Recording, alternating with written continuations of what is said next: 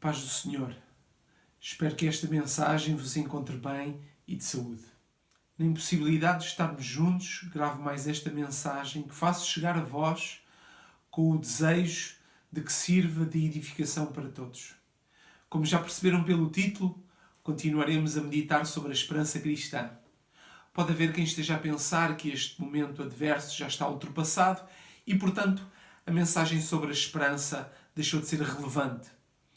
Mas, sobre essa forma de pensar, devo dizer o seguinte. Primeiro, tenho muitas dúvidas que este problema esteja ultrapassado. E mesmo que a questão da doença possa ficar resolvida nos próximos tempos com uma vacina ou um tratamento, acredito que ainda vamos ter de lidar durante muito tempo, muitos meses ou anos, com os problemas económicos que ainda vão persistir e vão afetar a vida de tantas pessoas. Em segundo lugar, devo dizer que a esperança cristã não precisa de momentos adversos para ser relevante. Não precisa de momentos sombrios para que possa brilhar. Ainda que em momentos sombrios ela realmente possa sobressair. A esperança cristã é e vai continuar a ser muito relevante para os crentes e só deixará de ser relevante quando a Igreja e Jesus Cristo, seu Senhor e Salvador, estiverem juntos de novo. Portanto, a esperança só vai deixar de ser relevante quando estivermos com Jesus novamente. Nas nossas reflexões, temos referido repetidamente que a esperança anda de mãos dadas com o futuro. Isso é claro e está completamente definido. Mas pode suceder que alguém pense: mas eu preciso é de algo para hoje, não é para o futuro. Eu preciso de respostas, preciso de soluções para a minha vida e para os problemas que estou a viver hoje. Portanto, não me adianta uma esperança que esteja a prometer alguma coisa para o futuro. Realmente a esperança só é esperança porque tem a ver com o futuro. Mas a esperança cristã lança sobre as nossas vidas, hoje, no presente, a sua luz e a sua influência que tem um impacto extraordinário e maravilhoso sobre as nossas vidas hoje. Note, por exemplo, a esperança cristã oferece uma segurança inigualável. A esperança cristã é comparada a uma âncora para a alma. Isso representa um impacto concreto e muito significativo para nós, hoje, quando vivemos dias de grande ansiedade. Todos compreendemos que viver num ambiente em que nos sentimos seguros, viver com um estado de espírito em que nos sentimos seguros, trará enormes benefícios e um impacto extraordinário para as nossas vidas. E é na Epístola aos Hebreus que surge esta metáfora da esperança ser como uma âncora. Isto teve tanto impacto na igreja nascente, na igreja primitiva, que mesmo antes de a cruz se ter tornado um símbolo cristão, já a âncora era usada pelos cristãos como um símbolo da sua fé, sendo uma referência direta à esperança cristã. Mas, afinal, o que é que nos é dito na Epístola aos Hebreus? Vejamos Hebreus capítulo 6, versos 17 até 20. Por isso Deus, quando quis mostrar mais firmemente aos herdeiros da promessa a imutabilidade do seu propósito, se interpôs com juramento, para que, mediante duas coisas imutáveis, nas quais é impossível que Deus minta, forte alento tenhamos nós, que já corremos para o refúgio, a fim de lançar mão da esperança proposta, a qual temos por âncora da alma, segura e firme, e que penetra além do véu, onde Jesus, como precursor, entrou por nós, tendo-se tornado sumo sacerdote para sempre, segundo a ordem de Melquisedeque. Aparentemente, este texto parece de difícil entendimento, mas vamos procurar o significado das palavras que acabamos de ler.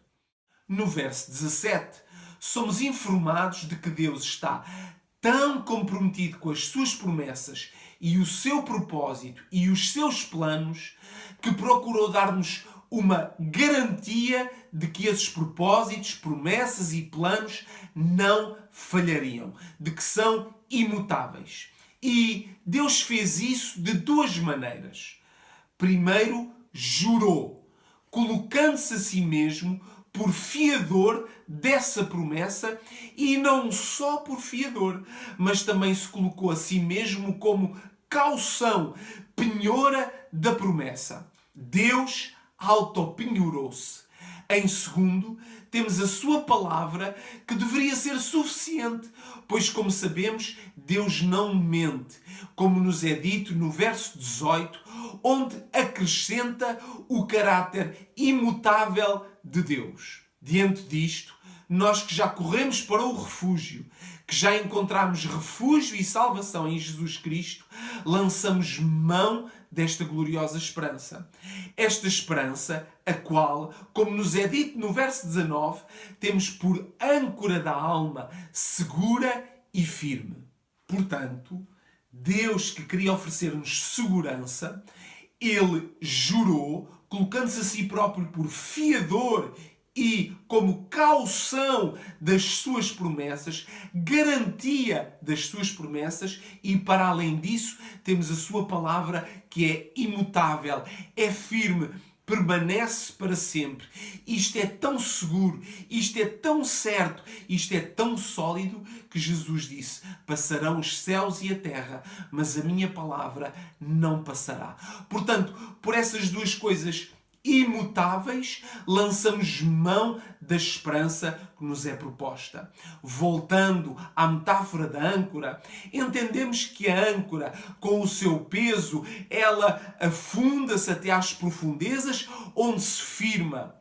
Mas, no nosso caso, no caso das Escrituras, aplicando isto às nossas vidas, compreendemos que foi Cristo que carregou esta esperança, carregou como uma âncora, e Ele levou diante de nós e afirmou além do véu.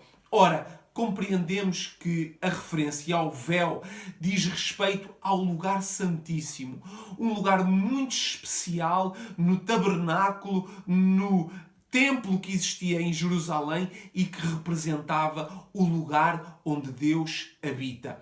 As âncoras dos barcos vão encontrar firmeza no fundo do mar. A âncora da esperança cristã foi carregada por Cristo, onde Ele levou até à presença de Deus, além do véu, e a colocou aí, nesse lugar. Portanto, a nossa alma está firmada nisso. Lançamos mão, então, dessa corda que liga a esta âncora e ficamos firmes, seguros. E isso não acontece no futuro. Isso acontece hoje. Essa firmeza que pode acontecer nas nossas vidas é para ser encontrada e vivida hoje. Quantos? Quantos à nossa volta? Quantos ao nosso redor? Quantas vezes até a nossa própria vida não andou errante, levada para onde o vento e a maré as conduziam? Tantas vezes os ventos e as marés da vida nos conduzem e andamos a vaguear. Precisamos de algo seguro. Precisamos de uma âncora para a nossa alma. A esperança cristã oferece essa âncora maravilhosa para a nossa alma. Esta firmeza não é pouco, é muito valiosa e extremamente preciosa. Diante disto, pode haver alguém que esteja a pensar neste momento: mas isso já é tarde demais para mim. É porque, entretanto, a minha vida já naufragou, ficou completamente destruída. Está a pensar: se ao menos eu soubesse disso há mais tempo, então teria poupado a minha vida das lutas, da tristeza e das lágrimas que agora estou a viver. Mas eu quero lhe dizer, não desanime. A esperança cristã não é só uma âncora para a alma. A esperança cristã oferece fortaleza e restauro para a alma daquele que está abatido, sobrecarregado e que está a suportar as vagas, as lutas da vida. Note o que a Escritura Sagrada diz em Isaías, capítulo 40, verso 28 até ao verso 31. Não sabes? Não ouviste que o eterno Deus, o Senhor, o Criador dos fins da terra, nem se cansa, nem se fatiga? Não se pode esquadrinhar o seu entendimento. Faz forte ao cansado. Multiplica as forças ao que não tem nenhum vigor. Os jovens se cansam e se fatigam, e os moços de exaustos caem. Mas os que esperam no Senhor renovam as suas forças, sobem com asas como águias, correm e não se cansam, caminham e não se fatigam. Os que esperam no Senhor, ou poderíamos dizer, os que têm a sua esperança no Senhor, estes não se cansam, estes não se fatigam, são como águias que se elevam sobre as alturas. Mas há mais. Quantas vezes aqueles que perderam a esperança, perderam também o ânimo, tornaram-se apáticos, medrosos, sem determinação, sem motivação, sem objetivos. Contudo, a esperança cristã, ela também nos dá coragem. E dá coragem porque a salvação que Jesus nos oferece remove de nós o medo. E em lugar do medo, recebemos a confiança, e a esperança dá-nos a determinação, dá-nos o foco para podermos continuar a avançar determinados. Note, por exemplo, o que nos é dito de uma forma maravilhosa no livro dos Salmos, capítulo 46, versos 1 até 3. Deus é o nosso refúgio e fortaleza, socorro bem presente nas tribulações. Portanto, não temeremos, ainda que a terra se transtorne e os montes se abalem no meio dos mares, ainda que as águas tumultuem e espumejem e na sua fúria os montes se estremeçam. Não temeremos, quer a terra se abale, quer as vagas do mar, quer as lutas, elas possam aumentar muitíssimo. Quantas pessoas, até nas nossas igrejas, vivem dominadas pelo medo. Mas não deveria ser assim se a nossa confiança está verdadeiramente em Deus. Note, no futuro próximo, vamos ter de ser responsáveis e respeitar as orientações que as autoridades de saúde vão fornecer. Mas também vamos precisar de coragem.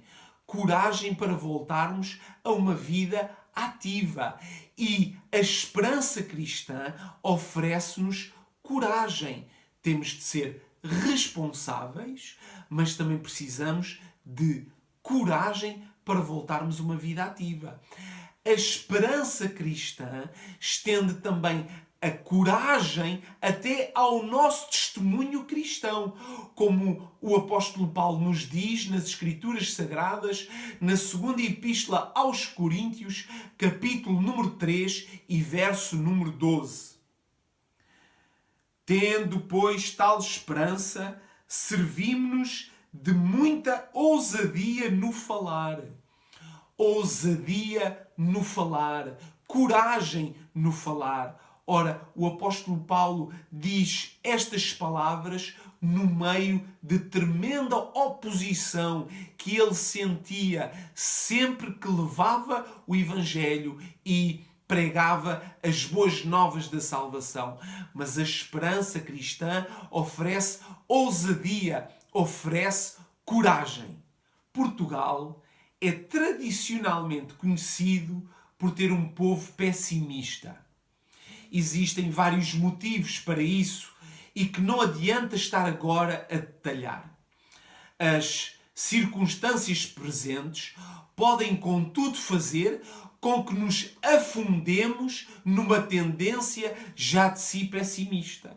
Para além disso, as pessoas tornam-se desiludidas, pessimistas, desencantadas com a vida porque colocaram a sua esperança em coisas erradas, efêmeras, frágeis, que falharam e os deixaram muito desiludidos. Contudo, a esperança cristã torna-nos otimistas. Otimistas porque colocamos a nossa esperança no Deus que não pode mentir. No Deus que prometeu, jurou e colocou-se como fiador e caução das suas promessas. Esse Deus que está empenhado em cumprir os seus propósitos e que não falha nas suas promessas.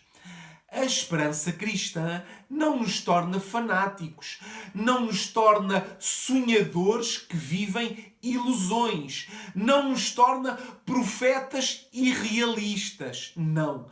A esperança cristã faz-nos entender a dificuldade dos momentos que vivemos, contudo, oferece-nos um otimismo e uma coragem que nos leva a agir.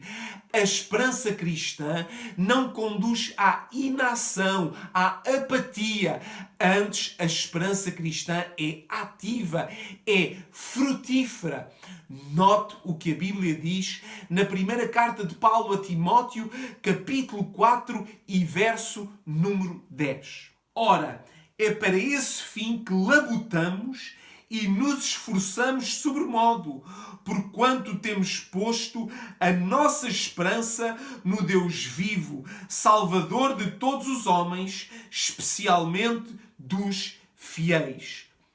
Labutamos e nos esforçamos porque a nossa esperança está no Deus vivo. Nós que somos crentes deveríamos de oferecer um testemunho extraordinário. Quando o mundo vive com receio, os crentes deviam ser laboriosos, ativos e dar o exemplo de coragem e otimismo. Porquê? Porque temos esta maravilhosa esperança cristã. Sim, a esperança cristã leva-nos a agir, trabalhar, lutar, labutar dentro daquilo que é possível e está ao nosso alcance. Contudo, a esperança cristã também nos habilita a crer no impossível, no sobrenatural de Deus. Note o que Deus disse através do profeta Ezequiel, que viveu num tempo terrível e de grande adversidade. Na última mensagem que partilhei, falámos sobre Jeremias, que viveu num tempo tão adverso e difícil. Pois bem, Ezequiel foi contemporâneo de Jeremias e viveu no meio das mesmas dificuldades, lutas e adversidade. Note o que está escrito em Ezequiel, capítulo 37, versos 11 a 14. Então me disse: Filho do homem, estes ossos são toda a casa de Israel.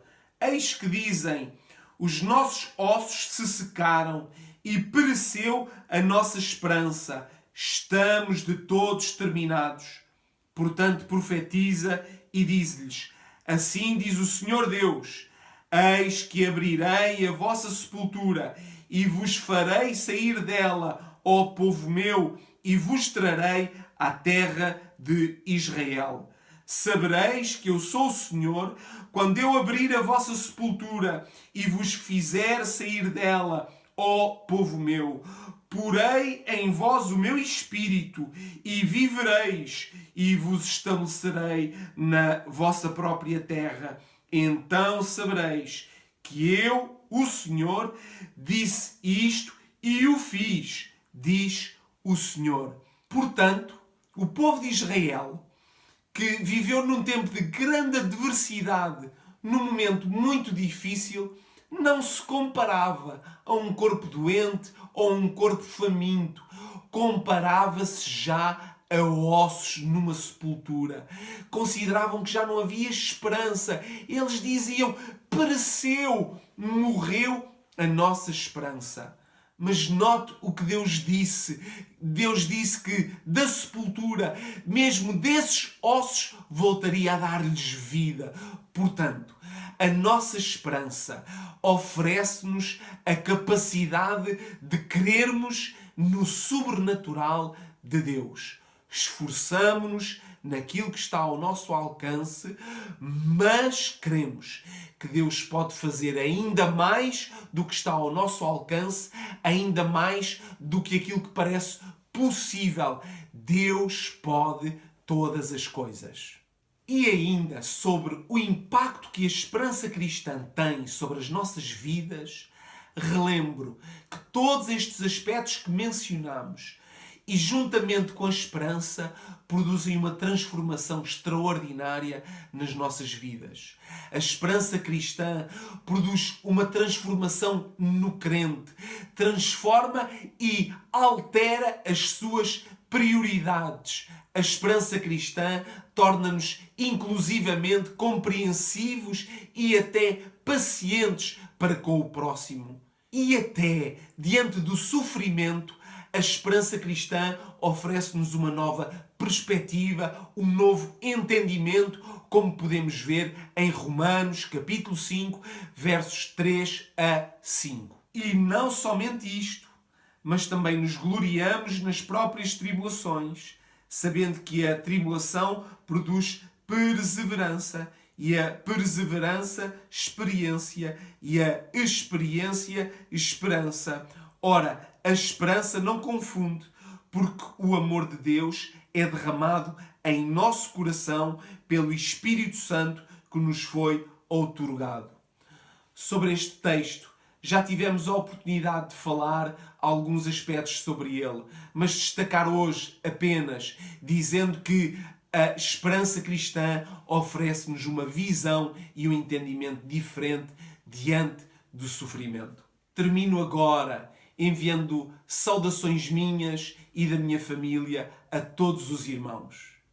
Desejo que os irmãos possam permanecer firmes, perseverantes, ativos e agora que começamos a caminhar para um desconfinamento, um aliviar das imposições de saúde, espero que os irmãos sejam responsáveis, mas também sejam corajosos, ativos, determinados.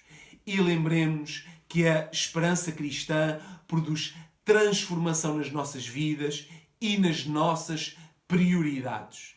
Termino hoje esta mensagem que gravo para os irmãos, lembrando que para a próxima semana voltaremos a gravar uma nova mensagem que vos faremos chegar. Para além disso, assim que tivermos mais informações, iremos atempadamente informar os irmãos do retomar dos nossos cultos e das diversas atividades. Termino então esta mensagem desejando que a graça do nosso Senhor Jesus Cristo, o amor de Deus e a comunhão do seu Espírito Santo seja com todos nós. Deus vos abençoe.